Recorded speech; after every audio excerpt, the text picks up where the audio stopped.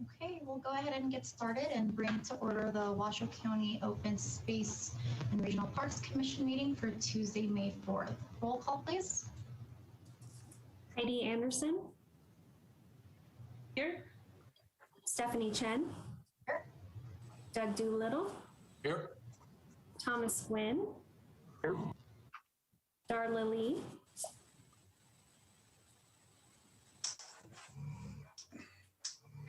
Darla, I believe I saw you. You might just be on mute.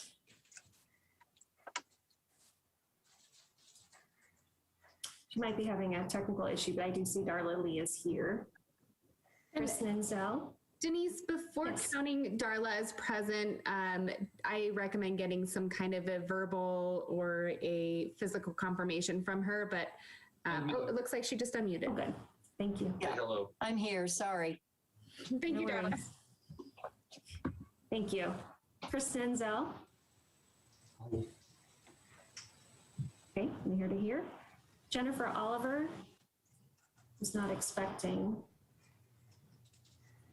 Okay, no Jennifer Oliver. Greg Shorts. Here. Great. Thank you. Looks like we have a quorum. Any public comments?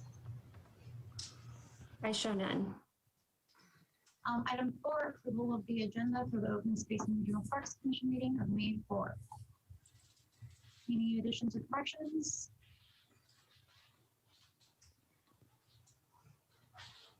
Any public comment? No, we don't. Does someone want to make a motion? Move to approve. Second, Doug Doolittle. All in favor say aye. Aye. Aye. Any opposed? Motion carries. Thank you. Item 5, approval of the minutes for the Open Space and Regional Parks Commission meeting of April 6, 2021. Any additions, corrections? Any public comments? No public comment. Do we have a motion? Motion to approve. Second. Chris Menzel. Thank you. Thank you. All in favor say aye. Aye. Aye. Any opposed? Motion carries. And I want to apologize. I am sorry. It was brought to my attention. I skipped over the Pledge of Allegiance. So if we can just go back to item 2 and we will recite the Pledge of Allegiance. My apologies, everyone. And Commissioner Anderson, would you like to lead us to the pledge? Sorry about that. Go ahead and recite it. I pledge allegiance to the flag of the United States of America And and to the republic for which it stands, one nation under God, indivisible, with liberty and justice for all. Thank you. And again, I apologize for just skipping over tonight. All right, we will go ahead and move on to item 6, acknowledgement and recognition of park operations staff for their outstanding service and contributions to Washoe County. Hi, for the record, Colleen Wallace-Barnum. We do not have any acknowledgements today. Thank you, Colleen. You bet. All right. Do we have an Eagle Scout presentation today? We do not.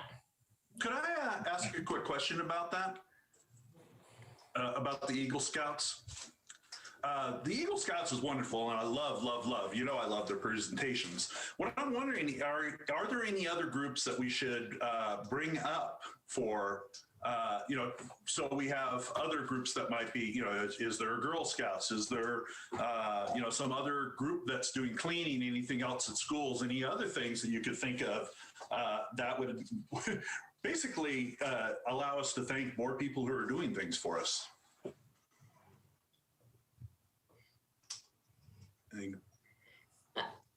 For the record, Colleen Wallace-Barnum, Park Operations Superintendent. We certainly could. The Eagle Scout presentation was determined that it should be a standing item. on our agenda, which is why it's there. And I can certainly maybe reach out to, volunteer coordinator Denise and find out if maybe there are some appropriate times we can acknowledge other individual groups that are doing projects and whatnot. We had KTMB that we heard from last month in regards to a lot of their work that they do for us. But I can certainly mention that, and we can make sure we get other groups on the agenda as well. Yeah, it's just my favorite part of this whole thing. So, thank you. Thank you for the recommendation. Okay, we'll go ahead and move on to item 8, presentation on the Tahoe Pyramid Trail project. And we have Janet Phillips from the Tahoe Pyramid Trail. Stephanie, this is Sophia Kirschenman, Park Planner with Washoe County Planning. Janet was having a little bit of trouble accessing the meeting, so I just sent her some instructions, and I'm hoping that she'll be able to access that way instead. I'm just on the phone with Janet now, and we're working through troubleshooting so she can get on to do the presentation. Chair Chen, this is Lindsay Liddell.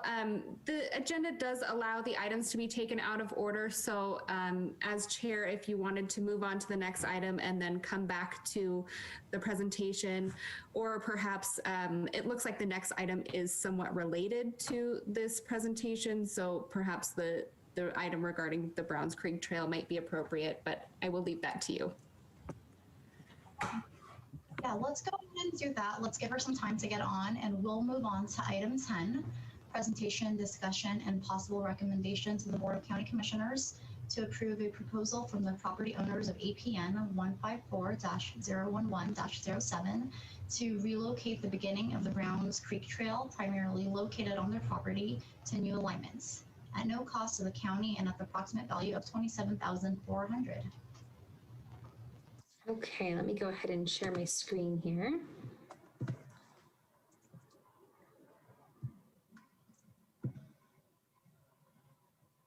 Okay, are you all seeing the presentation here? Okay, perfect, thank you. All right, so Sophia Kirschman, Park Planner with Washoe County Planning for the record. This item is a proposal to relocate the beginning of the Browns Creek Trail. It's a little tough to see here, but the existing trail is located off of Joy Lake Road. It's at the base of Mount Rose Highway, and Washoe County does own a small parcel on which the trailhead is located. The trailhead is just located on the north side of Joy Lake Road. From there, trail users would cross the road, and then the trail extends south and eventually makes a small loop, and it does cross Browns Creek twice. If you've never been out there, I highly recommend it. It's a beautiful area. The existing trailhead and trail were built between 2006 and 2009 with funding from State Question 1 and with support from numerous volunteer organizations. This slide shows some parcel ownership for the parcels on which the trailhead is located.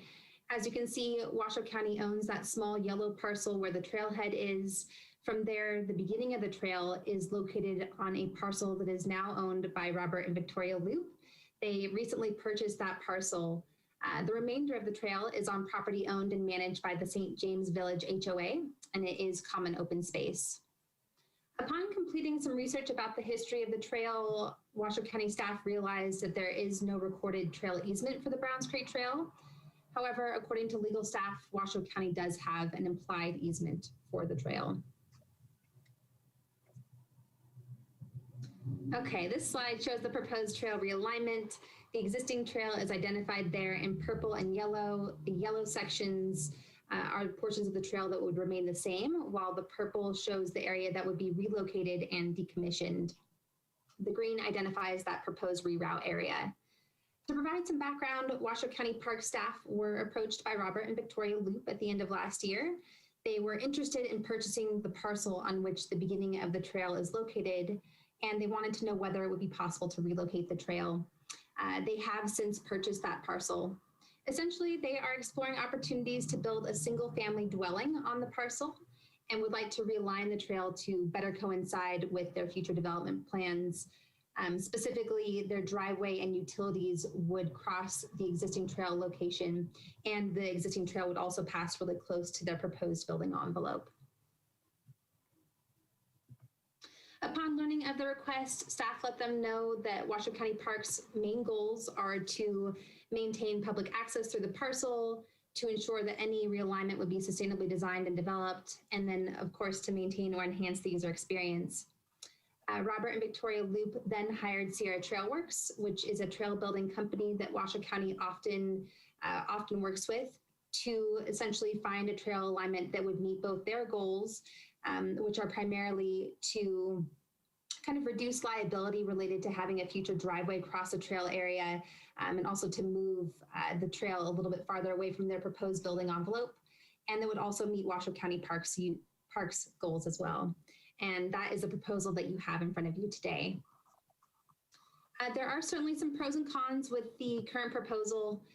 In terms of the cons, the existing trail is located in a canyon area. It creates a really nice secluded feel. While the new trail would be closer to homes, it would pass by a water tank. However, upon future construction of their home area, that secluded feel would likely diminish. Additionally, there would be some minor inconveniences for trail users during construction. Obviously, people would have to get used to the new trail alignment, and that can take a bit of time as well. However, there are some great benefits to the new proposed trail alignment as well. First, it would provide excellent views of Washoe Valley on the east side of the property. The trail would be built to modern sustainability standards. This, so you guys can see. Built to modern sustainability standards, thereby reducing future trail maintenance costs. Additionally, the Loops have agreed to decommission the existing trail, to purchase a new trailhead map and additional signage, and also to grant Washoe County a public trail easement over the new trail alignment. So overall, Washoe County Park staff do feel as though in this situation, the pros significantly outweigh the cons. In terms of construction impacts, the work would be completed in approximately two weeks. The reroute would be built first, and then the existing trail would be decommissioned, so there would be no trail closure whatsoever. Temporary signage would be installed in the interim to let trail users know kind of what's going on and why the trail is being relocated. And then finally, the decommissioned area would be reseeded if necessary.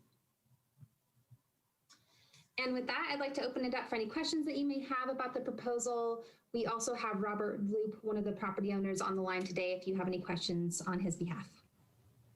Thank you, Sophia, for the presentation. I just had one question. So with the reroute change, would that impact the length of the trail? I think currently it's about 4.5 miles. Is it going to be similar to that or longer? Yeah, so I do believe that the trail would actually be extended by just a little bit of extra trail area. I want to say that about 3/4 of a mile are going to be rerouted, and that the rerouted area is a little bit longer. I want to say it's 0.8, 0.9 miles of the rerouted portion of the trail. Thank you. Hi, Stephanie, may I ask a question? This is Doug Doolittle. Please. Hi, Sylvia. Did you get any input from trail users? Has there been any meetings at all with the HOA and their user group? So there were some correspondence with the HOA, primarily because a portion of the rerouted trail would actually extend onto HOA property. So we needed to have their approval in order to approve a reroute on our property. And the HOA held a meeting, and they were supportive of the proposed reroute. In terms of public outreach, there hasn't been much public outreach in terms of a survey or anything along those lines. But we would, obviously post about the reroute and let community members know in that capacity. I do believe that members of the HOA are somewhat aware of the proposal. Okay, thank you. Hi, Sophia. It's Chris Nenzel. I'm curious what the cost for Washoe County will be to reroute this trail. So there will be no costs for Washoe County. The Loops are offering to fund the relocation of the trail, and so far the reroute cost would be approximately $27,000, of which they would be entirely responsible. And Sophia, Greg Shorts.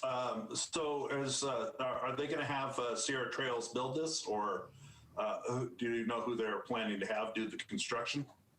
Yes, they're planning to have Sierra Trail Works build the trail. Okay, so sounds like it's probably a new, better trail over, maybe a little extension and stuff, but sounds like that would be the main part is it's a newer and more up-to-date trail. Yeah, and I think, the existing trail was built with a lot of volunteer efforts, which is fantastic. We definitely utilize volunteer crews. But of course, sometimes the work of a volunteer group might not be kind of as high as the work of an experienced trail builder. And so in this case, I feel very confident in the work that Kevin Joel does with Sierra Trail Works. He has built a number of trails for Washoe County parks in recent years. And knows all about sustainable design and trail development standards. And those will definitely be utilized for this trail reroute as well, should it move forward. Sophia, I have another question. Doug Doolittle. Easements, are there any difficulties related to any easements that may be necessary to acquire? We have spoken with the Loops and with the St. James Village HOA, and they are both supportive of granting Washoe County trail easements over the final proposed or the final trail alignment. In this case, we are recommending that we move forward and construct the trail first and then go back and have the trail surveyed afterwards so that it's just a very accurate kind of trail easement legal description. Unfortunately, it was a little bit of an oversight at one point because Washoe County, there was certainly an intent to grant Washoe County a trail easement over the existing trail. I have letters to that effect that are signed by both Washoe County Park staff and by St. James Village HOA. Unfortunately, they were just not executed. So I don't believe there would be any issue in getting those easements executed in the near future. Okay, thank you. Mm-hmm. And Sophia, with the water tank up there, we're not crossing over anything that Tumwa would have to be involved in, are we? So there is one proposed trail crossing over an access road that is maintained by the Truckee Meadows Water Authority, or Tumwa. They have a non-exclusive easement for that access road, meaning that other uses are allowed so long as they don't interfere with their uses. I have reached out preliminarily to Tumwa to get their feedback, and they didn't have any initial concerns. We would certainly want to make sure that they were in the loop when this moves forward and that they're aware of when trail construction would take place and those sorts of things. There is a fence around their water tank, so I think that that's not the concern. The only concern would be coordinating in terms of where the trail would cross the road. All right, sounds good. Thank you. You're welcome. Sophia, if it's approved, when's the expected start date? I believe that they're hoping to start as soon as possible. That might be a question for Robert Loop if he'd like to weigh in. But I believe that Sierra Trail Works will be on site at a different location starting in June. So I believe they were hoping to start work and complete the work prior to then. But Robert, if you're here and interested in weighing in, please do. Sure. Hi, everybody. Thanks for taking this under consideration today. We have Sierra Trail Works scheduled to start as soon as possible, including potentially even this week, if you are to approve us to move forward.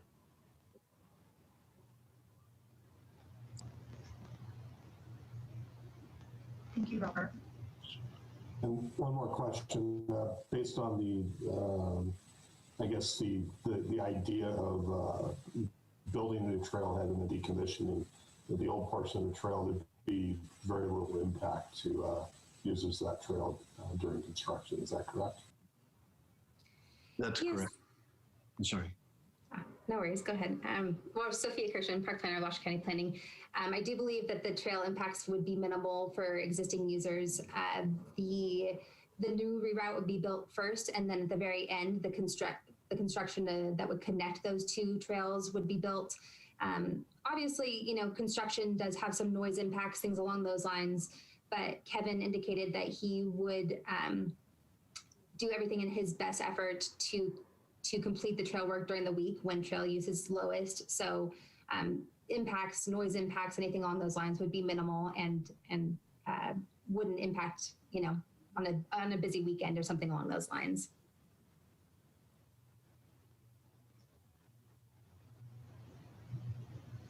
Thank you.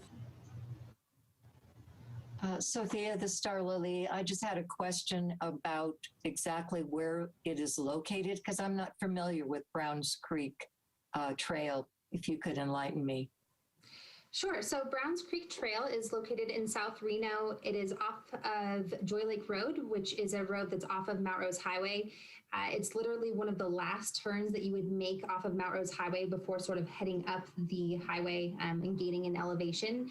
It is essentially on the east side of Mount Rose Highway from where Galena Creek Regional Park is, if you know where that is. It's in a very similar area. Oh, great. Thank you so much. You're welcome.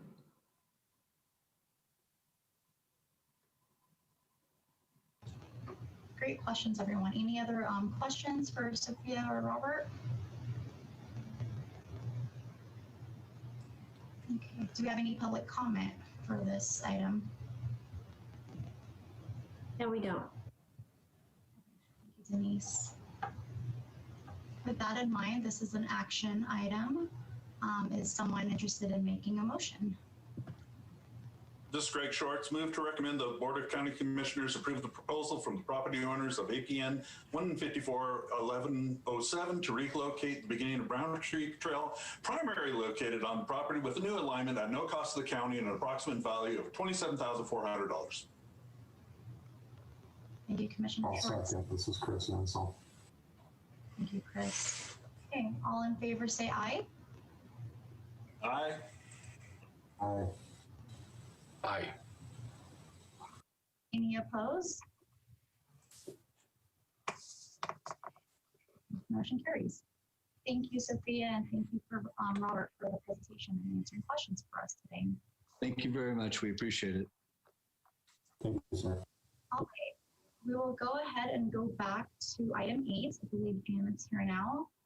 And Janet, the floor is yours for your presentation.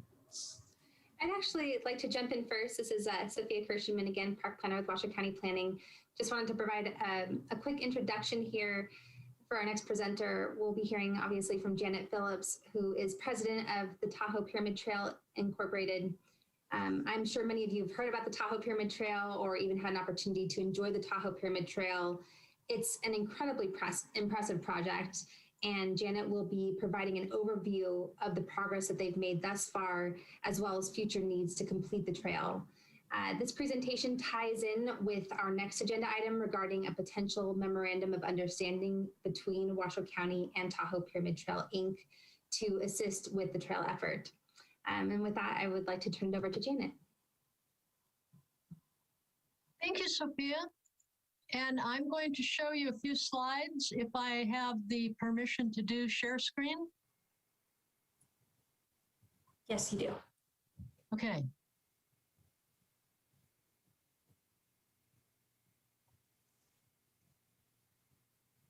Uh-oh.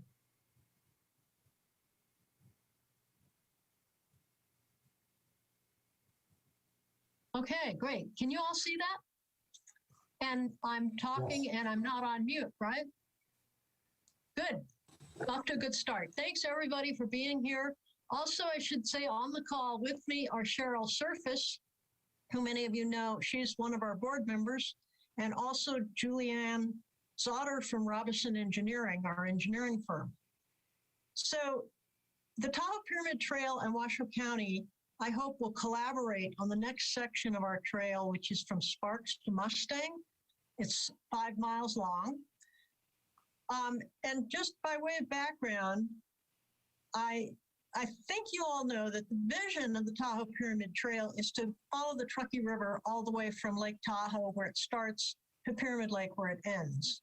We're currently 80% finished. In doing that traverse, we go through 2 states, 4 counties, 4 cities, and 1 Indian tribe. And that's one of the reasons why a private nonprofit group has been successful, because we can cross those boundaries. In terms of who we are, besides me, because I'm the one most people always see, we have a team of 12 who run this outfit, board and advisors. Every year, about 80 volunteers step up. We have no paid staff, which is unusual for a nonprofit. And for 18 years, we've had no paid staff. And necessary, of course, are the donors, over 200 a year. And then you're not the first agency partner we've collaborated with. There have been 15 others already. So here's what the situation looked like when we started in 2003. In terms of could you hike or ride a bike along the Truckee River without being on the freeway, it was pretty bleak. We had a trail in Reno and Sparks and also up at Tahoe City. But look at the balance of the red, which is no non-motorized access, versus the green. And then take a look at how it is now. It's almost flipped. The green covers 80% of the river, and the red are the two sections that we're focused on completing next. During the course of getting to 80% completion, we've had a ton of awards. We had 4 national awards, and these came in the fairly early years, and 7 regional awards. So the breadth of these awards tells me that there's a lot of recognition of what an important and worthwhile venture this is. And of course, that's why I've put the last 18 years of my life into it. In terms of progression, this is our miles versus years progress. See, we made steady progress for the first 16 years. We're now in a little bit of a flat spot, partly because of the pandemic. We didn't get anything built last year, and partly because finishing the California side meant turning our attention to planning the Nevada side. So these 2 missing sections that are left, the last 20%, there's a 5-mile section just east of Sparks, this one here, and then there's a 17-mile section out near Fernley. The 5-mile section is the priority because if we can get this little piece done, 5 miles, then we will have a contiguous trail from Sparks to the Tahoe Reno Industrial Center.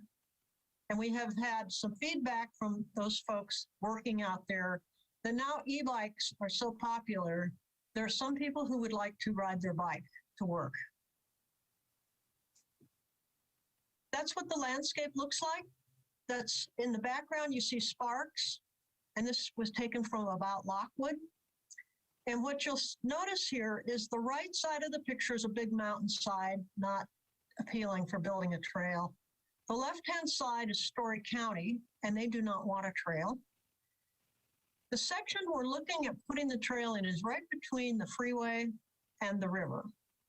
It's wholly on Washoe County property, or not owned by Washoe County, but in the county's jurisdiction, and is the only place left, we feel, where a trail could go. This is a more detailed map of where the preferred alignment is. Pretty hard to see quickly, but there's a mix of private and public property. NDOT will be a big player, and so will the railroad. So here's just a little picture tour. Many of you have probably seen this place. It's the end of the existing trail in Sparks. It's looked like this for decades.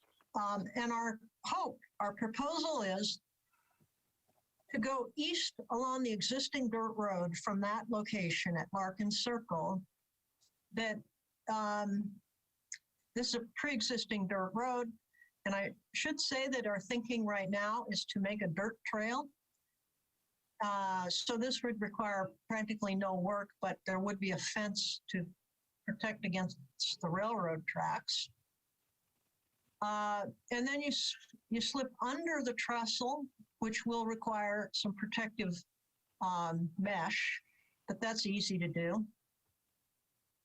And then we get into a narrow section where there's an embankment from the freeway down to the river.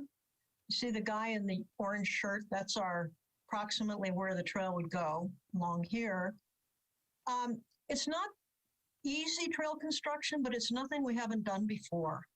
So here's a picture of a section of trail we built up in California with a similar situation, cross slope terrain with lots of rocks. And this is how we built that. And we did a lot of this on Caltrans property, so they were on board with it.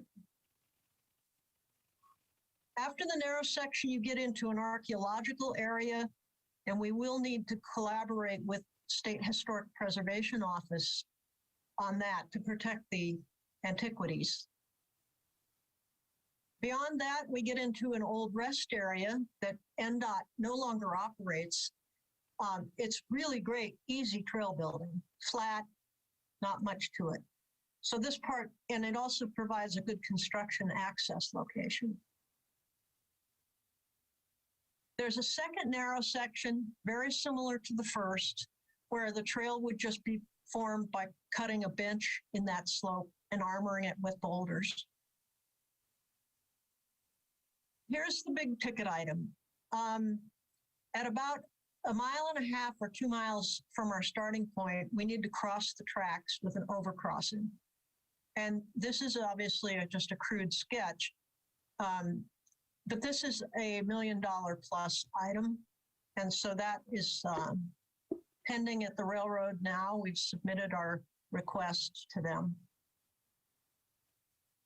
The good news is once we get past the railroad the second time, then we're on to this Riparian Corridor that the state of Nevada owns.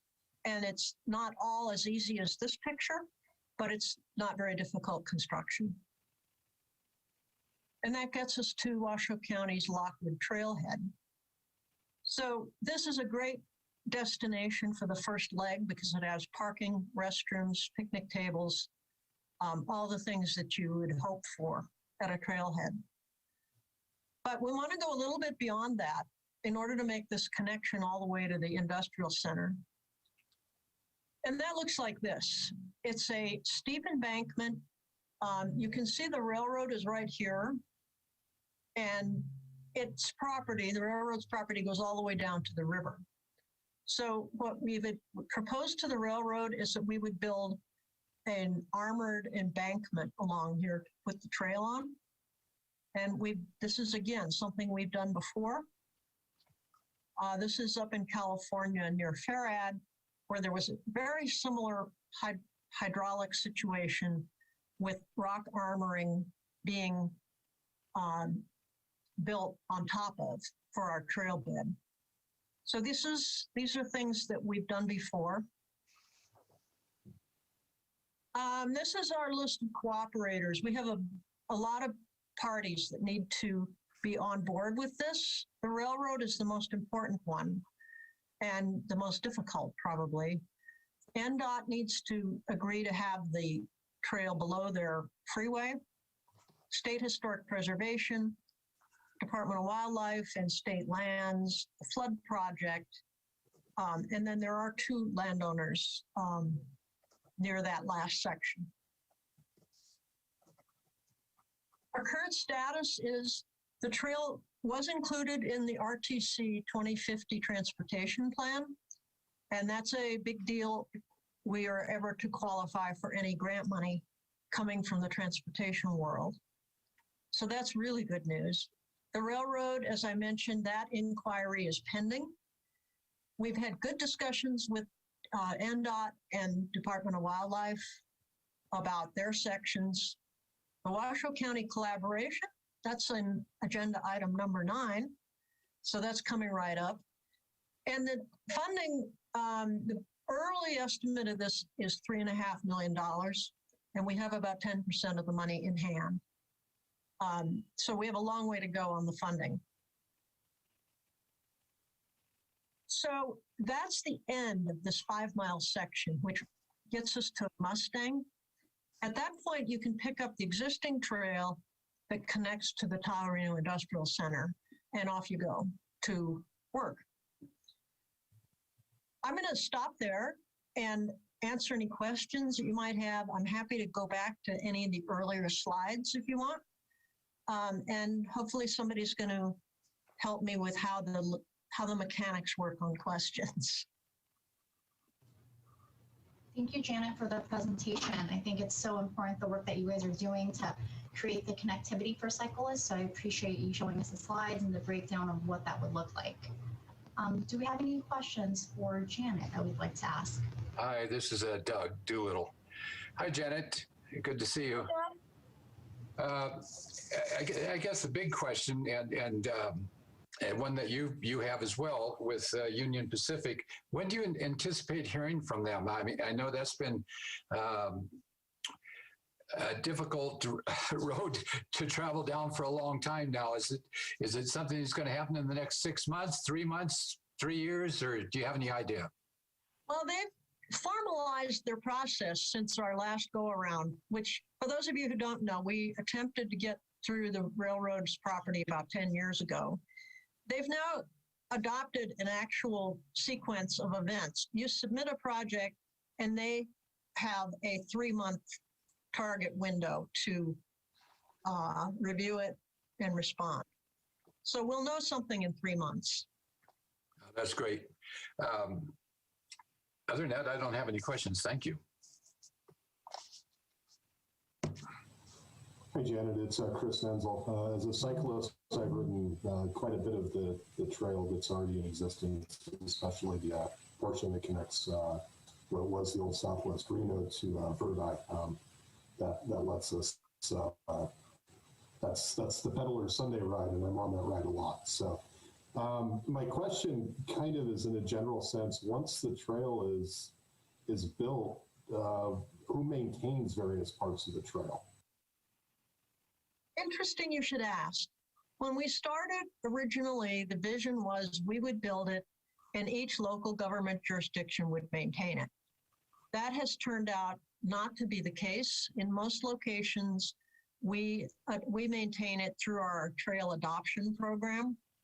So for instance, from Truckee to Verdi, there are 14 different assignments to trail adopters. And they're between a half a mile and a mile each. And they take care of the weeds and the trash. If they get into a big, like we had a washout of some size 2 years ago, then what we do is we go for some kind of funding to have a professional fix it. But the burden for maintenance has been falling on us, I'm sorry to say. Okay, that's fair. Is it fair to say that the portion of the trail that coincides with, I guess, what is the river walk is supposedly maintained by the cities in which it exists? I'm not sure I heard you totally about the cities. In the cities, it's maintained by the cities. So Reno and Sparks each have their section. Truckee has a big section, and Tahoe City has a big section. So those urban areas we do not take care of. Our responsibility is more in the rural sections. Yeah, that was my question. Thank you. Uh-huh. Hey, Janet, this is Tom Gwynn. I was just curious, you said you've been coordinating with the flood folks. I know they have a Narrows project coming up right there, as well as the reclaim affluent line that's going from Tumwharf to Trick. Have you coordinated any with them to maybe share the costs or anything like that? Let me answer that in reverse order, if you don't mind. The affluent pipeline is on the Story County side of the river. And originally we had hoped that we could share that alignment with them because they'll need a little dirt road for maintenance of their pipeline. We got shot down on that because of the hostility of the residents in Lockwood. And so that part has pretty much, I would say that is off the table right now. With respect to the flood project, I need to find out recently where that plan has developed, because I am aware that they have work planned between Larkin Circle and the Second Railroad Trestle, but I don't know the details of it. In fact, if you know recent details, I'd love to know, because I'm not sure right now whether that's helpful or hurtful to a trail. Yeah, Jenna, just for reference, I know it was on the flood controls agenda last week, so you might want to reach out to them. But thank you for your comments. I appreciate it. Thanks, I will do that. Janet, it's Chris Nenzel one more time. I'm curious, the trail going out towards USA Parkway, do you envision being able to make that wide enough for multiple cyclists? So in other words, you could have a cyclist passing in each direction, or will that be kind of narrow and will require cyclists to maybe give way to another cyclist? At this time, I would say there will be some narrow and some wide parts. I don't think we can get away from narrow trail width. For instance, up in the California side, it's 4 feet. And cyclists do have to stop to get by each other. Eventually, I would think this trail would get upgraded to a class 1 trail. I just think because of the users that I believe will come along are going to need that. But for our purposes, for financial feasibility, I think we're looking at a fairly modest trail to start with. Okay, thank you.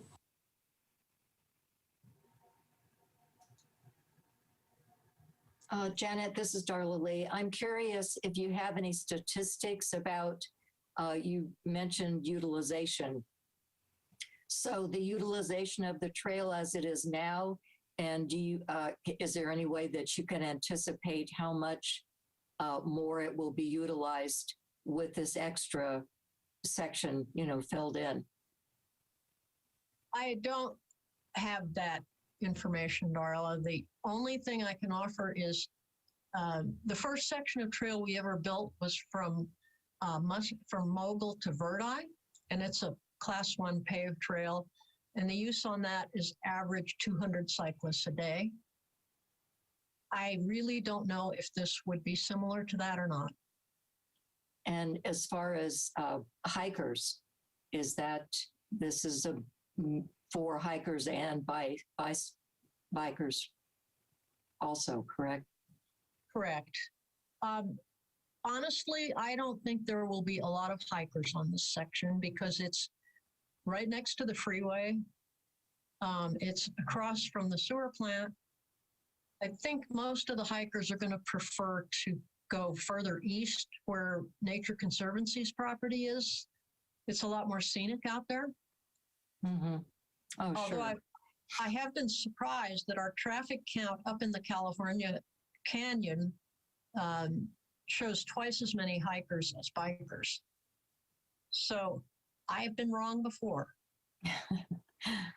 Okay, I'm wondering what were the objections? Could you give us some idea of why Story County was opposed to it, and Lockwood? What were the objections from the folks there?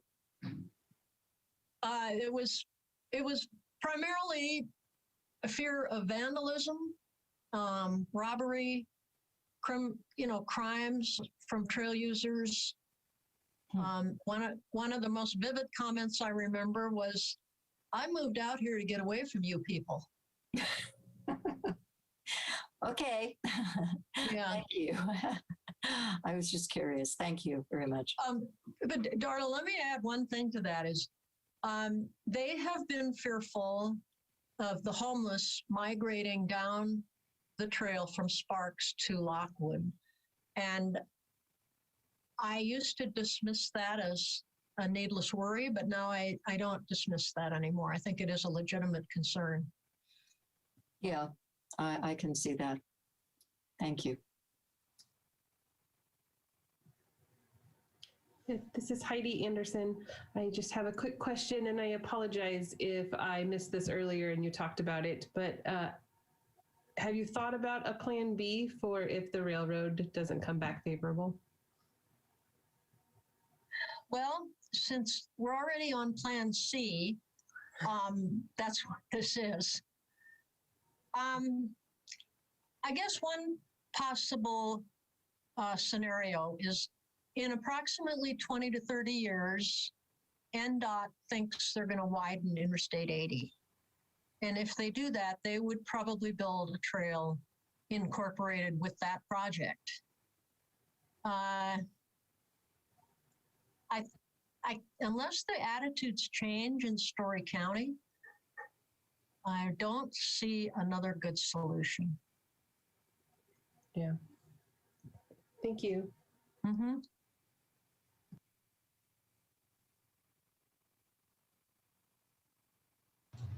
Okay, any other questions for Janet? This is Doug Doolittle again. Just a comment. I don't know anybody in our world that could do what you're doing, Janet. So kudos for everything you've done for the Tahoe Rim Trail, Tahoe Pyramid Rim Trail, and all the meeting after meeting after meetings you've had over the last almost 20 years. It's been unbelievable, the energy you have and what you've done to make this happen. So thank you. Oh, Doug, thank you. I appreciate that.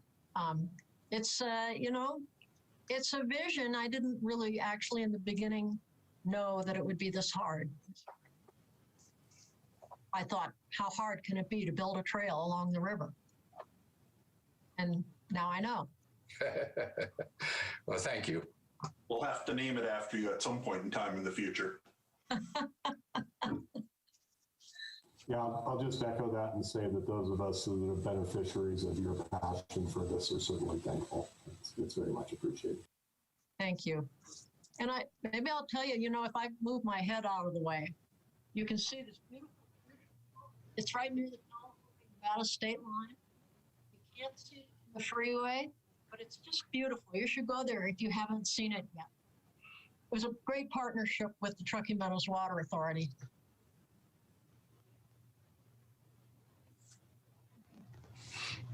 Okay, so we can go ahead and move on to item 9, which is the discussion and possible recommendation to the Board of County Commissioners to approve a memorandum of understanding between Washoe County and Tahoe Pyramid Trail, Inc. for the purpose of working together to plan the design, construction, and maintenance of and obtain necessary permits and funding for a non-motorized multi-use trail along the Truckee River from Sparks to Mustang.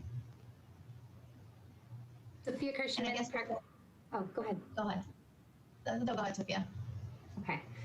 Sophia Kirschman, Park Planner with Washoe County Planning for the record.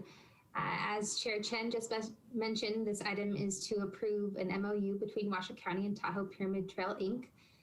Janet mentioned quite a few portions of this project, but she and some other Tahoe Pyramid Trail folks did approach Washoe County staff last year about helping to coordinate and facilitate the completion of this 5-mile stretch of the trail between Sparks and Mustang. The MOU is all about the roles and responsibilities of Washoe County Parks and Tahoe Pyramid Trail, Inc. as they relate to planning and design for the trail. As Commissioner Nenzel noted, maintenance is not included in this particular MOU and is sort of a topic for future discussion, as well as construction costs. Those are also purposefully omitted in this particular MOU and would be subject to additional discussions. Janet covered what the trail project is and some of the key challenges related to this particular stretch of the trail, so I won't go into that. But essentially, Washoe County Parks would be agreeing to submit grant applications and apply for other funding when only governmental agencies are eligible. There are certainly a number of pots of money that are only open to governments. So in those cases, the Tahoe Pyramid Trail folks would help prepare application materials and do background research and things of that nature. And then Washoe County would submit those applications. Washoe County would also be agreeing to acquire easements or encroachment permits, again, when only governmental agencies are eligible, and then to satisfy the requirements related to those encroachment permits or easements. Tahoe Pyramid Trail would be agreeing to apply for grants and permits when they're eligible, and obviously to help assemble all of that background and critically important supporting information. So that's basically a short summary of the MOU, but I would like to open it up for questions that you might have. As Janet mentioned, we have a number of very informed folks on the call today, so lots of different expertise if you have questions for them. We have Cheryl Surface, who is a formal natural resource planner with Washoe County, and she's been involved with the Tahoe Pyramid Trail effort for quite some time. We also have, as she mentioned, Julianne Zotter, who's with Robeson Engineering, in case you have any of those more technical engineering questions for them. Stephanie, if I might, this is Doug Doolittle. A key question really is Sophia, are you going to be the lead staff on that? Is other planning department staff going to be involved? And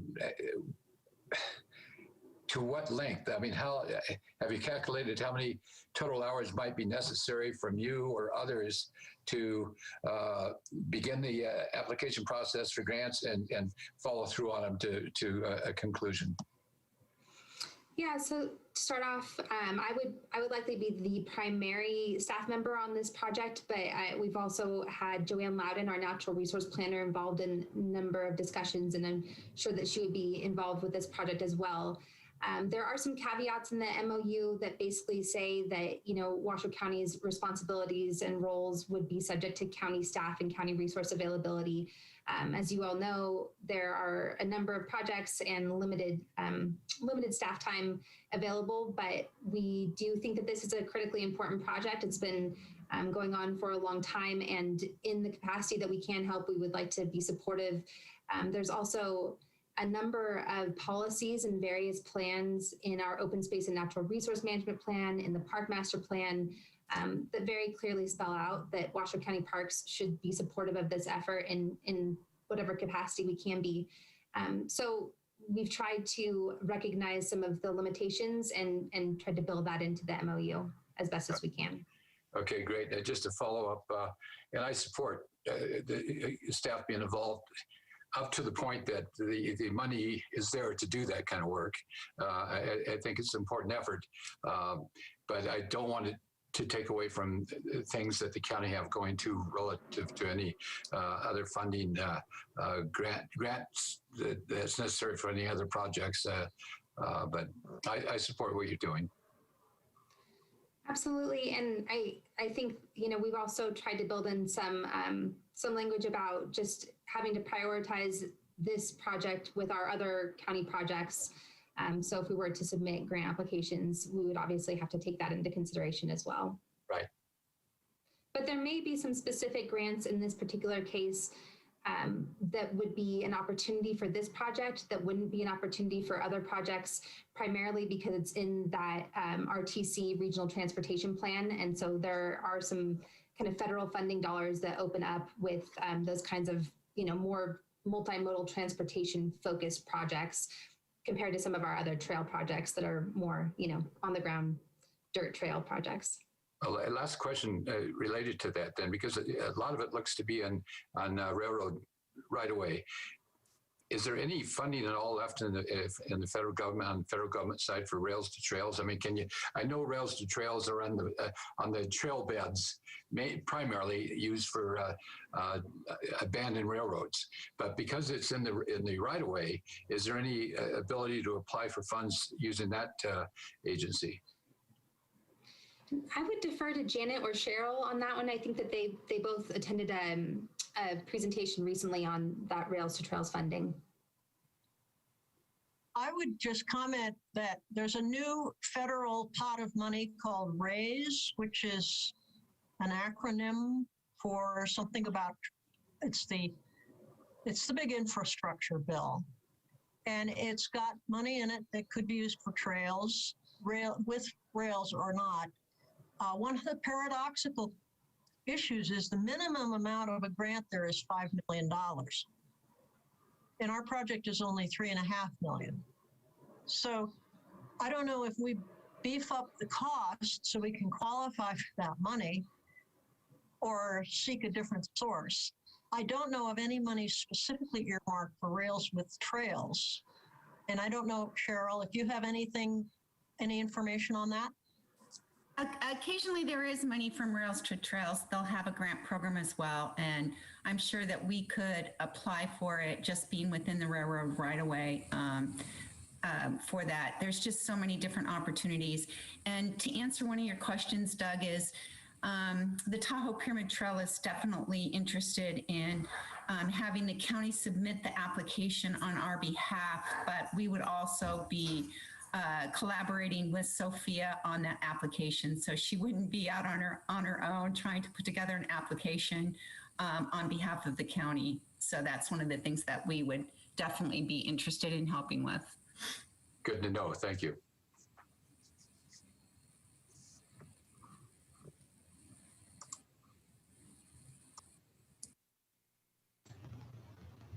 Great questions, Doug. Any other questions for Sophia, Janet, or Cheryl?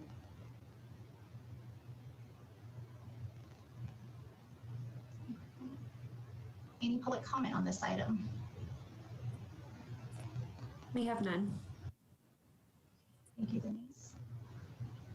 This is up for action. Do we have a motion? This is Heidi Anderson. I will motion to recommend that the Board of County Commissioners approve a memorandum of understanding between Washoe County and Tahoe Pyramid Trail for the purpose of working together to plan the design, construction, and maintenance of and obtain necessary permits and funding for a non-motorized multi-use trail along the Truckee River from Sparks to Mustang.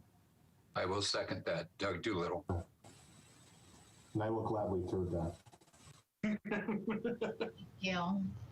All in favor, say aye. Aye. Aye. Any opposed? Motion passes. Thank you, Janet, for your presentation, and we wish you the best of luck with this project. Thanks. We're excited about it. It's going to be great. Thank you. Thank you. Thank you. All right, we will go ahead and move to item 11, presentation, discussion, and possible recommendations to the Board of County Commissioners to approve a lease agreement between Washoe County and the Boys and Girls Club of the Truckee Meadows for year-round youth programming at the Joe Mitchell Community Center located in Lemon Valley, commencing on June 1st, 2021 through May 31st, 2026, with an option to renew for an additional 5-year term valued at $12,500 annually. Okay, good afternoon, everybody. For the record, Colleen Wallace-Farnham, Park Operations Superintendent. I'm going to share my screen and I have a brief presentation.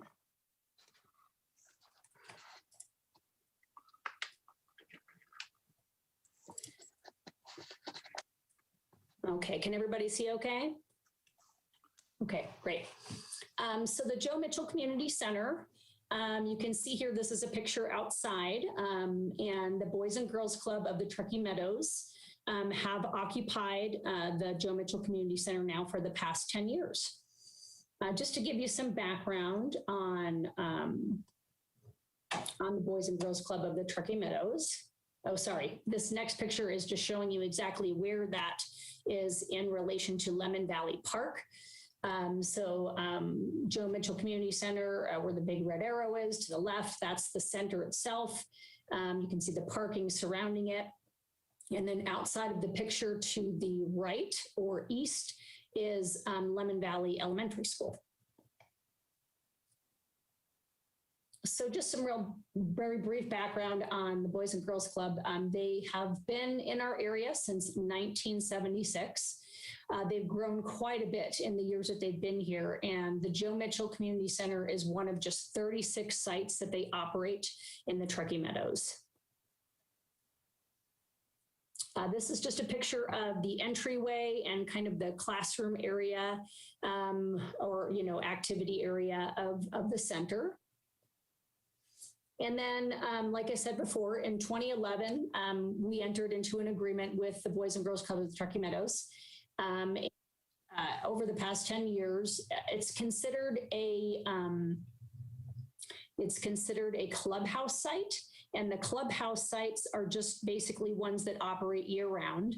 And the Boys and Girls Club of the Truckee Meadows offers before and after school programming for children, as well as school break programs. So anytime there's a break on a spring break, fall break, winter or summer, they've got programming, which is wonderful for families. Working families really do depend on this type of care for their children when they're at work and they can't be there. So it's a wonderful thing to have in our communities.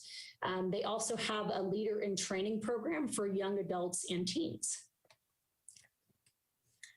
This is just some more pictures visually representing the center with some children in it. And then to the right-hand side, this is outside of the area. They are actually, it's probably last May, they were putting out some pinwheels.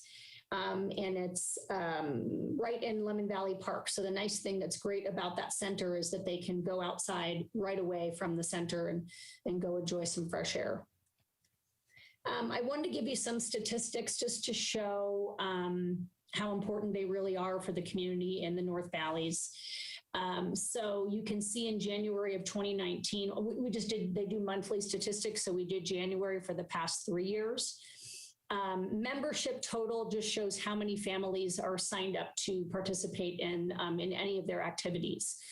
So you can see their average daily attendance was about 88 individuals in January of 2019, 85 in January of 2020. So pretty similar.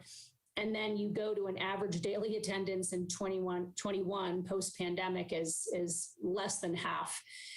So significant impacts for COVID on the center and just the numbers. But the good news is that that's 37 families that are being supported that do need their services out there. So they did struggle during the pandemic, just like everyone else did. But I will assure you that those services, again, are super important. And then these are just, and if anybody has questions on any of these numbers, certainly let me know. The total youth served number is basically at the end of a month, how many kids were served throughout that month. And so you can see that over the course of a year, we've got, several, thousands of kids that are actually being served by this community center. This is just some fun stuff they get to do during some of their breaks. These are some girls over at Roller Kingdom, and then one just, fun days for St. Patrick's Day on the right-hand side. I did want to just thank the Boys and Girls Club of the Truckee Meadows for offering year-round programming for the children in the North Valleys and their families. We appreciate the ongoing public and nonprofit partnership, and we fully support the new agreement for the next 5 years. I did put up the motion, and I'd be happy to leave it up there.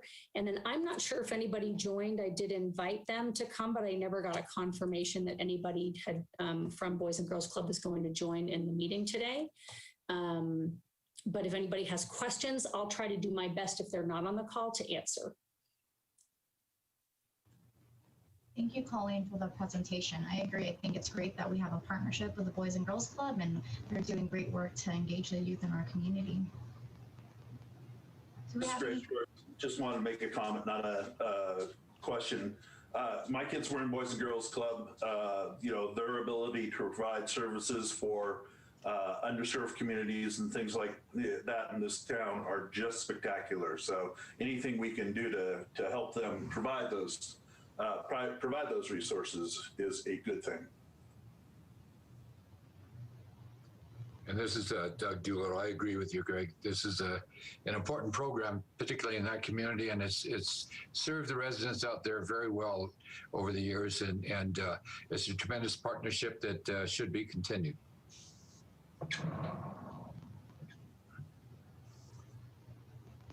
Great. Okay. Before, this is an action item, but open it up to public comments if there's any. We don't have any. Thank you, Denise. Madam Chair, if I can make a motion, I'd like to recommend to the Board of County Commissioners to approve a lease agreement between Washoe County and the Boys and Girls Club of the Truckee Meadows for year-round youth programming at the Joe Mitchell Community Center located in Lemon Valley, commencing on June 1, 2021 through May 31st, 2026, with an option to renew for an additional 5-year term, valued at $12,500 annually. Thank you, Commissioner Doolittle. Second. Greg Shorts for second. All in favor say aye. Aye. Any opposed? Motion carries. Thank you. All right, we will go ahead and move on to item 12, presentation, discussion, and possible recommendation to the Board of County Commissioners to approve an employee residence agreement between Washoe County and Eduardo Ruiz Community Services Department Operations Division employee to allow occupancy within the county-owned residence located at 1595 North Sierra Street, Reno, commencing May 11, 2021. Excuse me. Thank you. For the record, Colleen Wallace-Barnum, Park Operations Superintendent. Just wanted to make sure I brought this before the Park Commission before getting approved by the Board of County Commissioners next week, hopefully. Just wanted to make sure everybody understood we do have an employee housing policy within the Community Services Department. We do have some employee residences within the parks, but also within the roads division. And when we combined as a department several years ago, it made sense to have a housing agreement that served everyone in the operations division. And according to that policy, basically we have multiple residences within the parks and roads, and typically the park staff would have the first opportunity to come forward and see if there was if they were able to live in the residence. So the residence that's available is the one at Rancho San Rafael Park. We had Robbie Short was the previous resident there, and he retired in December of 2020.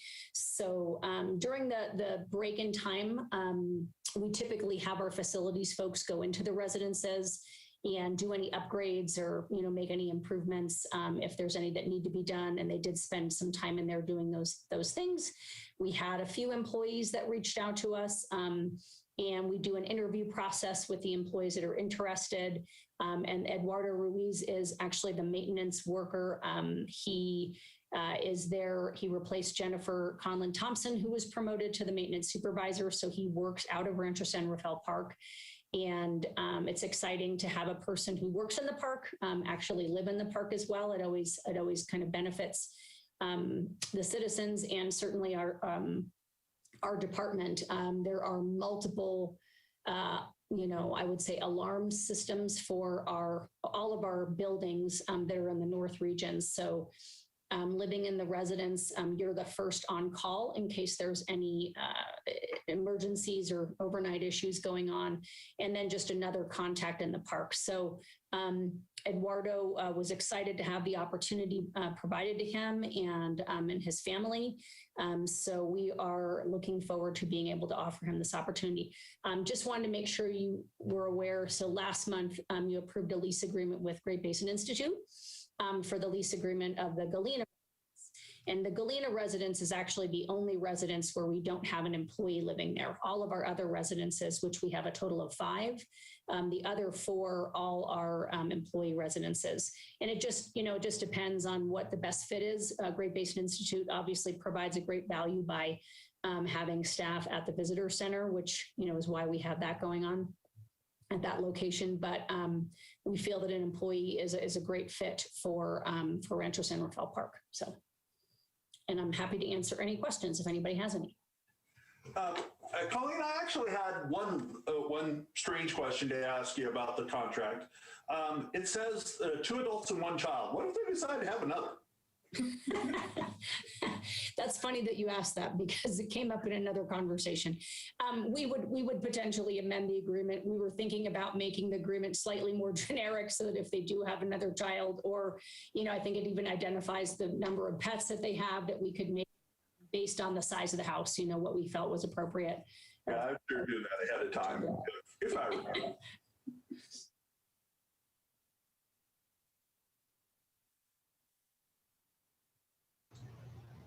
Do we have any other questions for Colleen?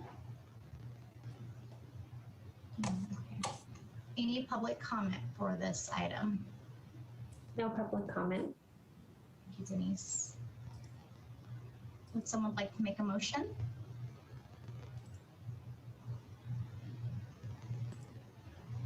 This is Heidi Anderson. I will move to approve an employee residence agreement between Washoe County and Eduardo Ruiz to allow occupancy within the county-owned residence located at 1595 North Sierra Street, Reno, commencing May 11th, 2021. Thank you, Heidi. Is there a second? Yeah, it's Chris Denzel, second the motion. Thank you, Chris. All in favor, say aye. Aye. Aye. Aye. Any opposed? Motion carries. Thank you. Thank you. Okay, we'll move on to item 13, Program Park of the Month. And today we have Joanne Loudon, and she's going to tell us a little bit about the Integrated Vegetation Management Plan. Okay, Joanne Loudon, Natural Resource Planner with Washoe County Parks for the record. Let's see if I can share my screen here.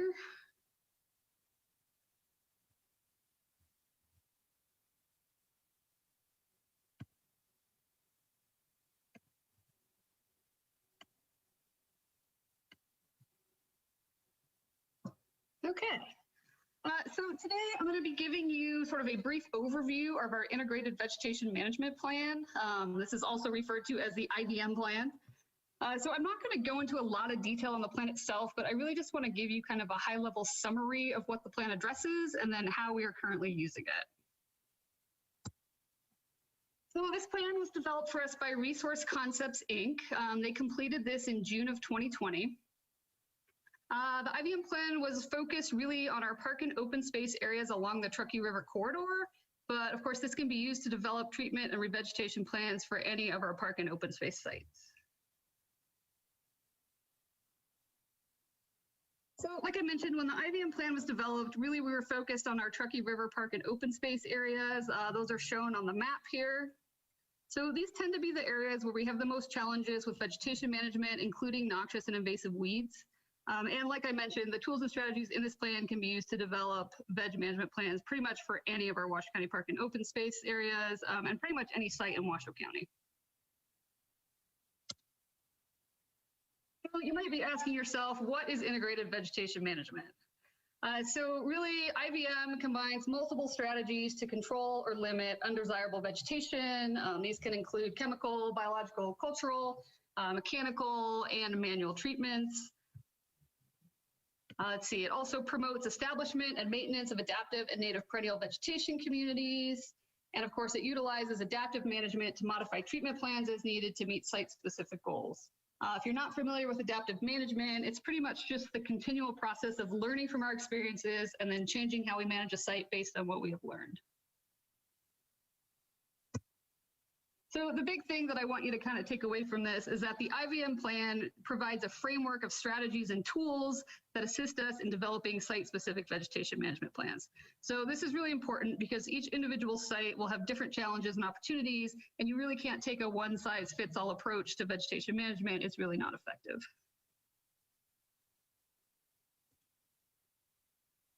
So we identified several objectives as part of the IVM plan, and really the idea was to provide guidelines and strategies for park staff that would allow us to evaluate and develop site-specific plans, manage for our noxious and invasive weeds, maintain fire resiliency and address post-fire rehab needs, to evaluate and develop revegetation plans for use with construction, development, easements, right of entries, and other park projects and permits, and also to develop monitoring protocols for evaluating short and long-term success. So the IVM plan is structured to provide information through best management practices, or what we call BMPs. The plan includes 6 BMPs that each have their own section with related information. So BMP number 1 deals with initial site assessment. This BMP provides information on what's needed to assess a site's existing vegetation community and identify problem areas and management opportunities in order to establish planning objectives and goals. So typically the information collected for site assessment includes things like existing vegetation composition and structure, the presence of noxious and invasive weeds, landform, site hydrology, the soil types, and current uses. BMP number 2 deals with noxious and invasive weed identification and treatment options. This BMP provides information related to public education, early detection and prevention, methods for terrestrial and aquatic weed control, and weed species identification. BMP number 3, this one deals with revegetation methods and selection of native and adaptive species. This BMP provides information on establishing stable plant communities, including site preparation, proper species selection and seeding rates, site stabilization methods, and post-fire rehab.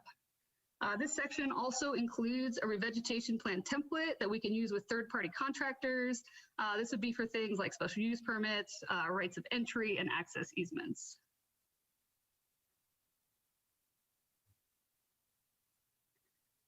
So BMP number 4, monitoring and establishing success criteria.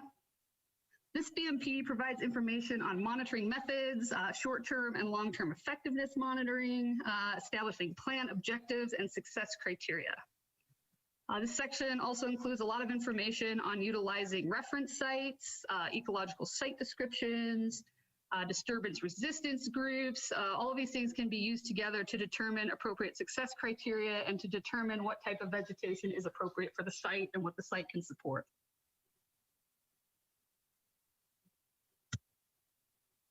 BMP number 5, this is open space long-term management. This BMP provides information on applying low impact principles, reducing fire risk, fuels management, and erosion control. This section also includes an open space management decision tree, which is shown on the slide here. I won't go into a ton of detail, but it's just another tool that we can use to help assess our sites. BMP 6, this is herbicide exposure prevention and treatment. This BMP provides information on reducing herbicide exposure, public notification of treatments, establishing herbicide-free zones, the proper use of herbicides, record keeping, and of course, responding to herbicide exposure.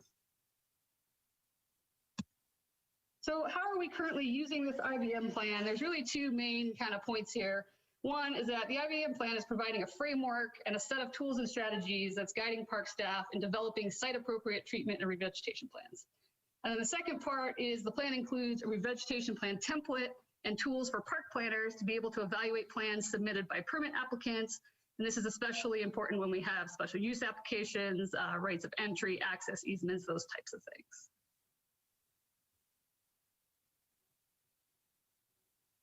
So that pretty much wraps up the IBM plan information, but I wanted to include a few highlights from our spring vegetation projects this year.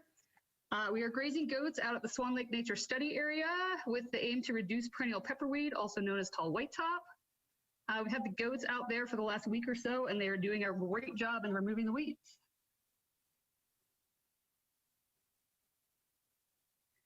We've also been working on a native species planting at Bartley Ranch Regional Park.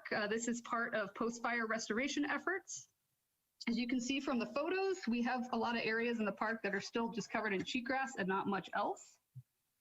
We've been working with multiple volunteer groups. We actually had 2 groups that are part of the Meadows beautiful, great community last weekend. In total, we have about 2,000 plants on a hillside, and everything's set up under temporary irrigation. And last, we have another native shrub planting event at Crystal Peak Park. This was also part of the KTMB Great Community Cleanup last weekend. We had volunteers put in around 200 shrubs, which were also set up on temporary irrigation. We're also working on mulching the area and are hoping to follow up with some tree planting this summer. This is an area near the upper parking lot that had a medusa head infestation and was being taken over by Siberian elm. So we were trying to actually get some native species in there to help compete with the weeds. So with that, I would like to open it up for any questions. Thank you, Joanne, for your presentation. It's great to see the staff using this plan and applying best practices to your various projects. Great work.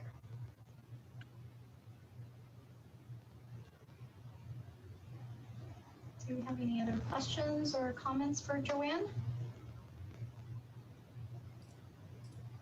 I just wanted to make a quick comment, if I could, for the record, Colleen Wallace Barnum. It's a great opportunity. I think we had a lot of missing gaps in our what we would call previously our green book standards. Sort of in construction, there's orange book standards, and we had a green book standard, and it was super outdated. There's some information that we can use in green book standards, but this essentially takes the place of that, which is wonderful. So Joanne, thanks for all the work on it. And it is great to see being applied today in the field. So thank you very much.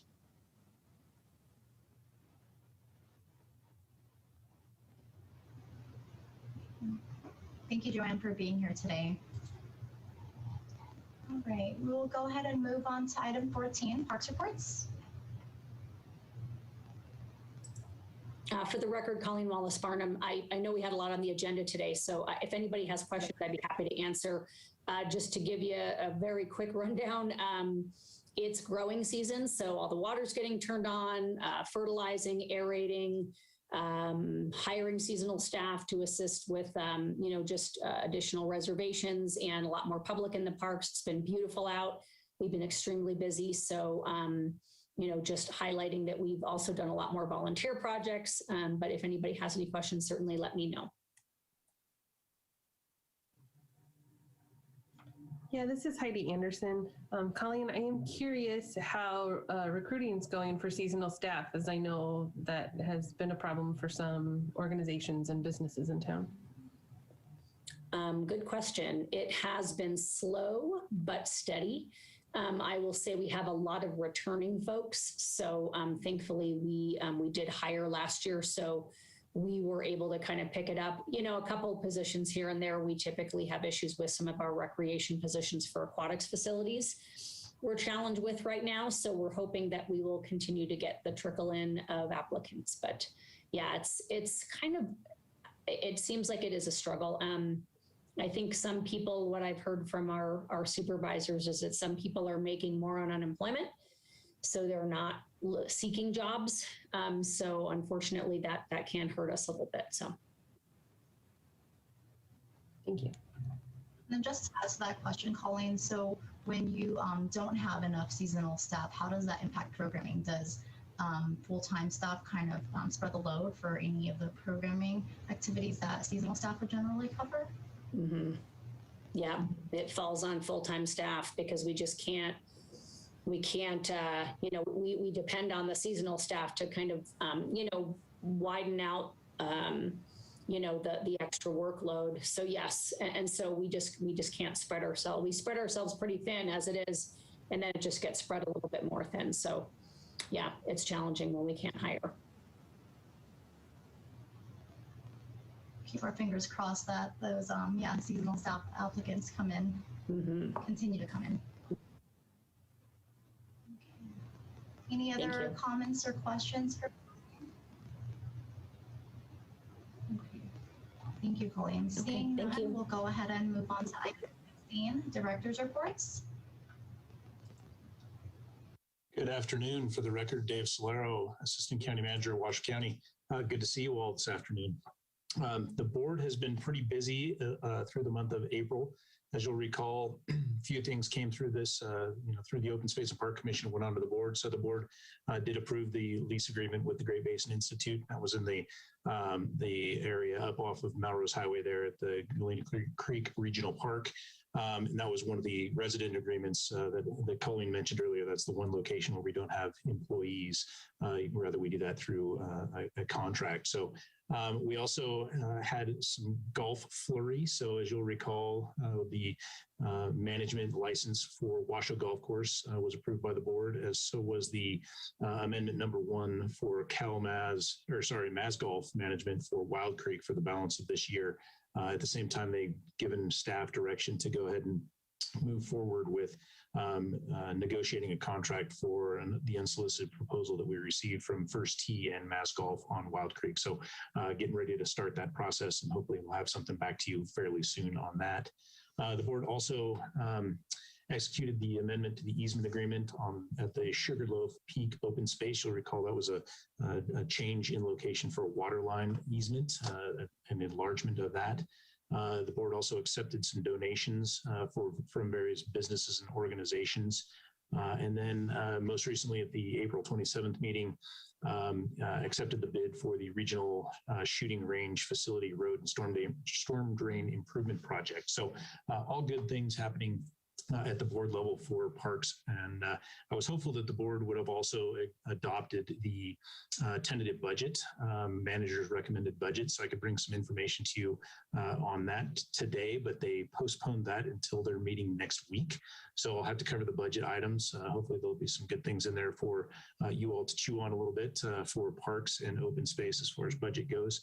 but I wanted to verify that the board approves some of those things moving forward. So I will have that report for you next month, and we'll do some budget work, let you know what was included in the budget for parks. So with that, I'm here for any questions that you may have of me. Thank you very much. Thank you, Dave, for the updates. Sure. Any questions or comments? Hey, this is Doug, Dave. I got your email, and anytime you want to call on that East and West Parks up there, that's fine. All right. Thanks a lot, Doug.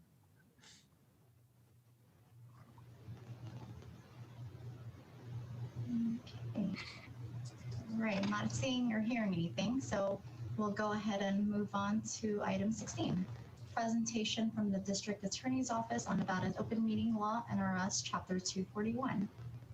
Hello, everyone. All right, so I'm going to give you guys just a little refresher on open meeting law. I will caveat this with that the state of open meeting law right now is in kind of a flux. So my presentation today will kind of discuss open meeting law as it is in the NRS right now, as well as the directives that are in effect right now based on COVID-19 and some pending legislation that could affect open meeting law.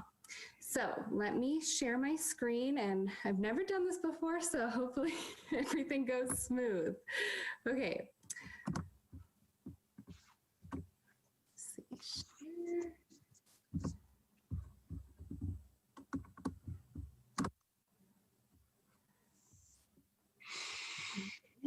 Can you guys see that presentation? Yes. Okay, great. All right. So the legislative intent of open meeting law is really about transparency in government. NRS Chapter 241 is where we find the open meeting law provisions, and it states that public bodies exist to aid in the conduct of the people's business. And the intent of open meeting law is that board and commission and public body deliberations and actions be conducted openly. Open meeting law applies generally where there are meetings of a public body at which deliberation takes place or an action may occur.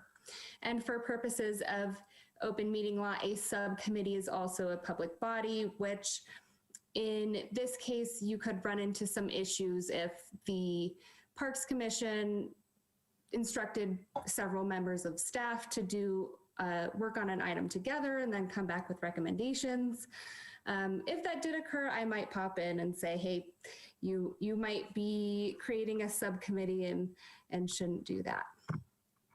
So the primary pillars of the open meeting law are a public body, a meeting, a notice, an agenda, and minutes. Can I interrupt for just a second and get some clarity on that part that you're talking about, the subcommittee? Did you mean to say staff, or did you mean to say the commission members? So staff, and that is an issue that has arisen with other public bodies that I work on, is and even members of the public. So there are several instances where public bodies accidentally created a subcommittee because they directed multiple people to work on an item and then make a recommendation. And it's definitely a gray area. There's no clear definition in the law right now. There is a bill pending in the legislature that clarifies that a subcommittee would only be created when there is a commissioner or a board member, a member of that public body on that subcommittee. But right now it's very gray and unintentionally broad. So that's a good question. Okay, thanks. And commissioners, feel free to interrupt me if you have questions as I'm going. This is really for you, so don't be afraid to interrupt me. All right, so a public body is any administrative, advisory, executive, or legislative body of the state or local government which expends or disperses or is supported in whole or in part by tax revenue, or which advises or makes recommendations to an entity which expends or disperses or is supported in whole or in part by tax revenue. So in our case here, the Parks Commission is created to make recommendations to the Board of County Commissioners. Oh, and it includes any board, commission, committee, subcommittee, or other subsidiary thereof. So in its open meeting law manual, the Attorney General has opined that open meeting law applies where a subcommittee gathers to deliberate or make a decision, including taking an action to make a recommendation to its parent body. And the legislature has also carved out a few things to say that certain things are not a public body, including the legislature itself, and the parole board and most private nonprofit corporations. So next, what is a meeting? A meeting is a gathering of members of a public body at which a quorum is present to deliberate towards a decision or to take an action on any matter over which the public body has supervision, control, jurisdiction, or advisory power. So a quorum is generally just going to be a simple majority of the public body's membership or another proportion as required by specific statutes. In some instances, some statutes specifically say that a supermajority or something like that will constitute a quorum, but generally it's just that simple majority.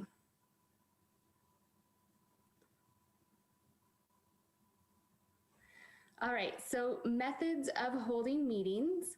If the meeting is properly noticed and open to the public, meetings may be held by teleconference or video conference. And so this is where the current open meeting law changes come into effect and get kind of weird. So without COVID, the requirement is that there be a physical location for members of the public to attend, but there can also be a teleconference or video conference component to it, so more of a hybrid than what we're doing now. As long as each board member can participate in the meeting and there's a physical location for members of the public to attend and observe and contribute public comment, that is okay as far as open meeting law. So currently we've got Declaration of Emergency Directive 6, which applies changes to open meeting law. It suspends the physical location requirement as well as physical posting requirement. As you all know, members of the public must be able to attend virtually, submit public comment in real time, things like that. This directive is set to expire May 31st. So it could be extended. We don't know at this time. In the past, it's been continuing to extend. So if it doesn't extend, and I'll talk about the pending bill in the legislature right now, or that's pending right now, I'll talk about that later, but it's possible that for the June meeting and meetings onward, we'll need to have a physical location. So some things to note for all of you: serial communication over electronic means cannot be used to circumvent the spirit or the letter of the open meeting law. And this means things like reply all emails where deliberations start occurring over email, text messages, group phone calls, things like that. Just because there's no conference room or meeting, those kind of communications can violate open meeting law. And then there is another concept called the walking quorum, which can get kind of confusing. And essentially what it is a series of gatherings that then constitutes a quorum. So for example, Ed talks to Nancy on the phone, and maybe there's 5 members of the public body, so 3 constitutes a quorum, right? So Ed talks to Nancy Nancy then talks to John about what she talked to Ed about, that could be considered a quorum, even though each communication had 2 individuals on it, if that makes sense. So collectively, it would constitute a quorum, and the law also says that it's a open meeting law violation where the series of gatherings was held with the specific intent to avoid the open meeting law. So generally, we recommend just avoiding that type of communication, and it's okay to talk to another commissioner about park items, but it's not okay to talk to another commissioner about a third commissioner's opinion about a certain park item, if that makes sense. And feel free to ask questions, because that one's kind of a confusing one. And so we generally recommend just don't talk to other commissioners about issues regarding the public bodies, in this case, parks. There are some exceptions to open meeting law. The main being attorney-client privilege. So a quorum of members may gather to receive information from the public body's attorney regarding potential or existing litigation, or to deliberate towards an action. That is not a meeting under open meeting law. And similarly, to receive training from the public body's attorney regarding legal obligations, if the public body does not deliberate towards a decision. So technically, this training could take place outside of a meeting. It's just easier to provide it to all of you for when you already have a meeting scheduled. Another exception would be email communication with the board's attorney. It's generally not considered a meeting, but we always recommend do not hit reply all. There's also a social function exception. So even if a quorum is present, social functions are not meetings as long as the members do not deliberate toward a decision or take an action on any matter over which the public body has supervision, control, jurisdiction, or advisory power. So we just advise, if you're at a barbecue or out in the public and there are other commissioners and you want to socialize with the other commissioners, that's perfectly okay, but be careful just not to discuss anything that the commission oversees. So the next step for open meeting law is that notice of meeting. Required in that notice is the date, time, and location of the meeting. There must be reasonable efforts to ensure the meeting location is large enough to accommodate anticipated number of attendees. There also must be contact information for the person who can provide supporting materials. Generally, there is a requirement that if there be a physical location for those supporting materials, that's currently suspended. There also must be means of providing public comment, and there must be a clear and concise agenda. The notice must be posted at the meeting location and 3 prominent places, including, and the website. So that Directive 6 suspends this physical posting location. And there's also a requirement to provide by mail or email any individual who has requested such notice. And this notice must be posted 3 working days prior to the meeting by 9 a.m. And if this notice has not been posted those 3 working days, the meeting cannot take place. And that's an issue that various boards and commissions have run into. The agenda itself must have a clear and complete statement of the topics to be considered. Generally, the standard that we discuss is, could your neighbor, someone off the street, any person from any walk of life understand what's going to happen and be discussed at the meeting? If not, there's not enough detail on that agenda. There also must be a notation that says for possible action for an action item. Other actions or non-actions that could take place is that informational discussion. a deliberation, which is considered to be a collectively examining, weighing, and reflecting upon the reasons for or against an action.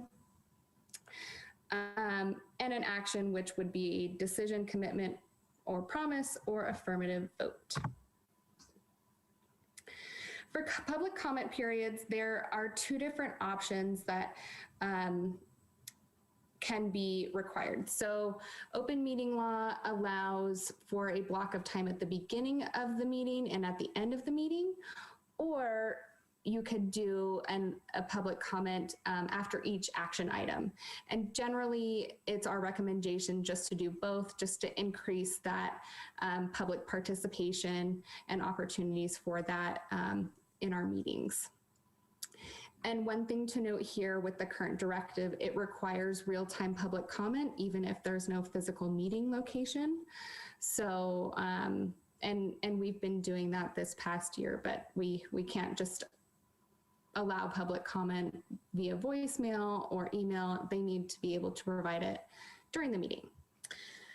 A commenter's viewpoint cannot be restricted, but if there is conduct that disrupts the meeting order, efficiency, or safety, a person or individual speaking can be removed or muted from a meeting.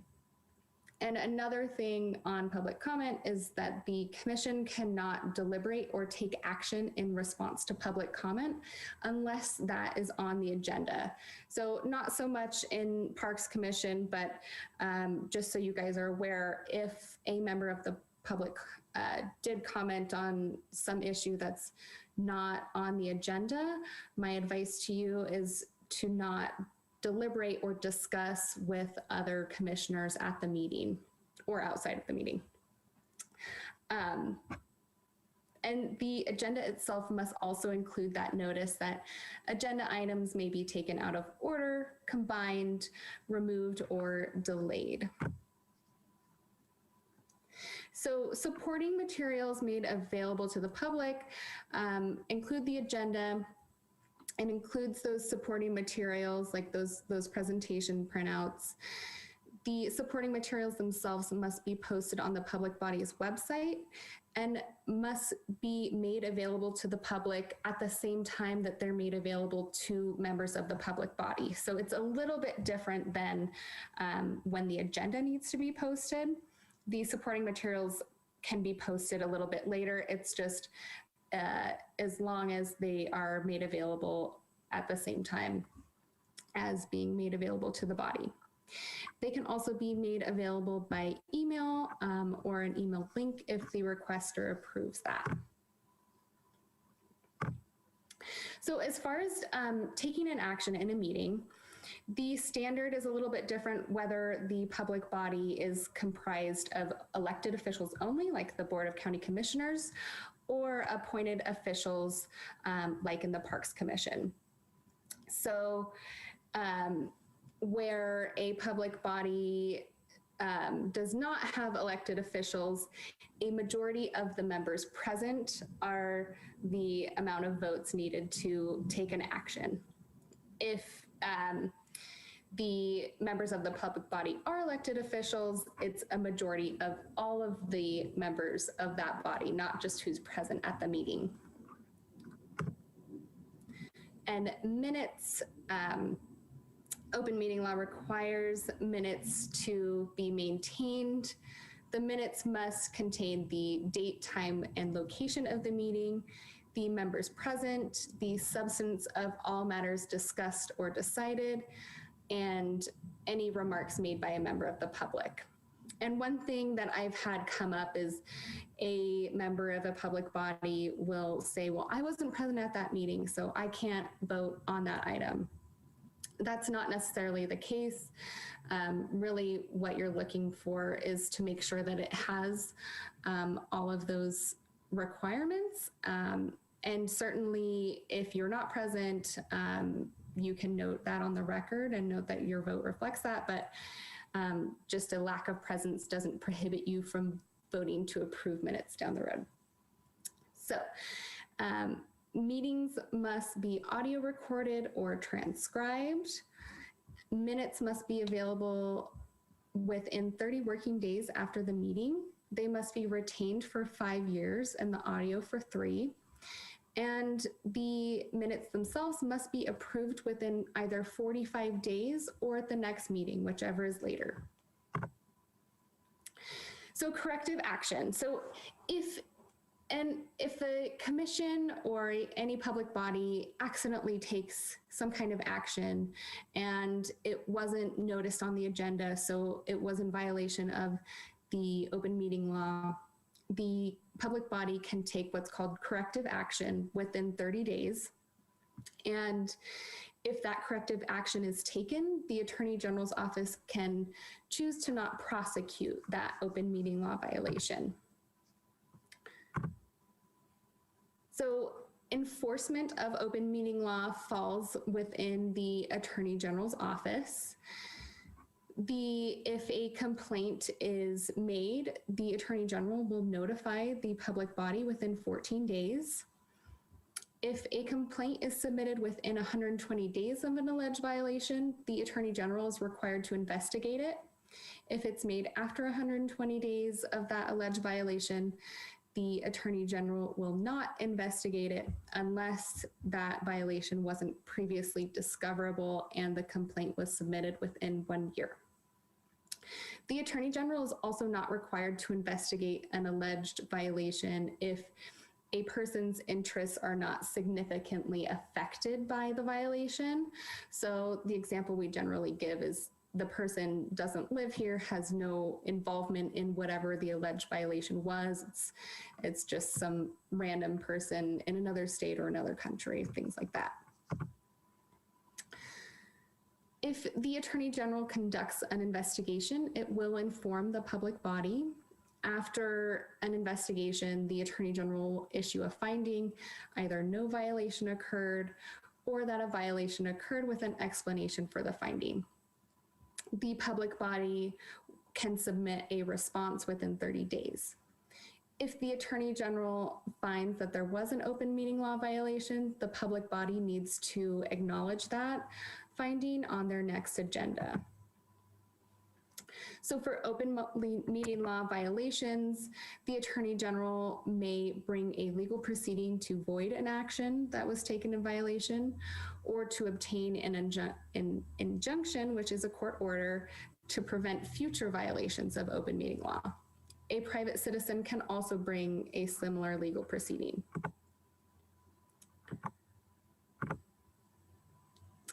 So any action taken in violation of the open meeting law is void according to Nevada law.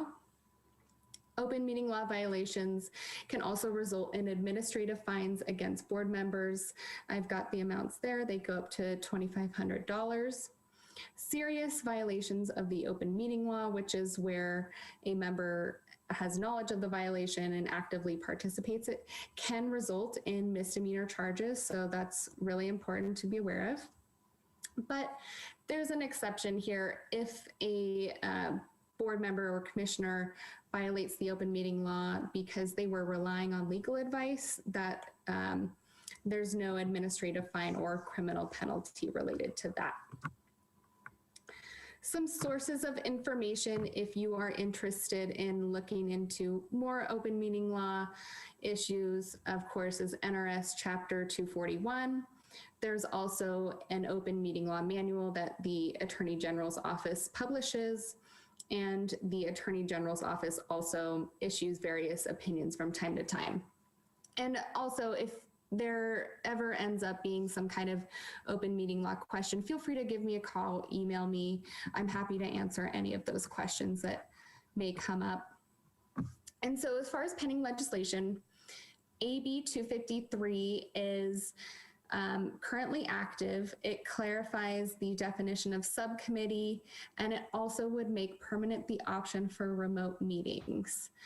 So there would be no physical meeting location requirement. So right now, it passed out of the Assembly. It's in the Senate. We're hoping it passes, but at this time, we don't know. So, all right, that is the end of my presentation. Do you guys have any questions? thank you, Lindsay, for the presentation. It was a helpful refresher of the open meeting law. And while you were presenting, I just want to also extend a thank you to the staff. I know each month you spent no significant amount of time organizing and preparing for our meeting. So thank you for your time in doing that.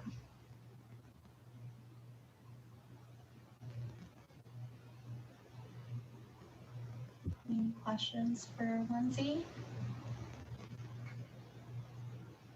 Okay, thank you.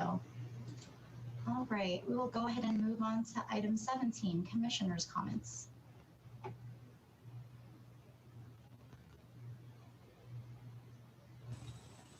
Stephanie, it's Chris Denzel. I'm curious if we have a new elected Washoe County commissioner that's supposed to attend our meetings, or if it's still Commissioner Jung.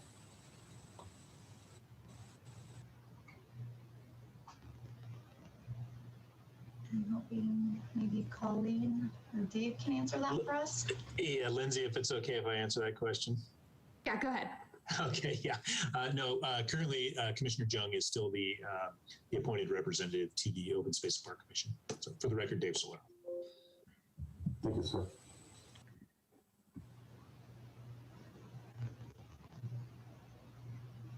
And I just want to say thank you for everyone's participation. I know it was a longer meeting than usual today, but thank you for actively engaging and asking great questions. Okay. We'll go ahead and move on to public comments if there's any. No public comment. Thank you. And we'll go ahead and adjourn the meeting at 4:21. Thank you, everyone.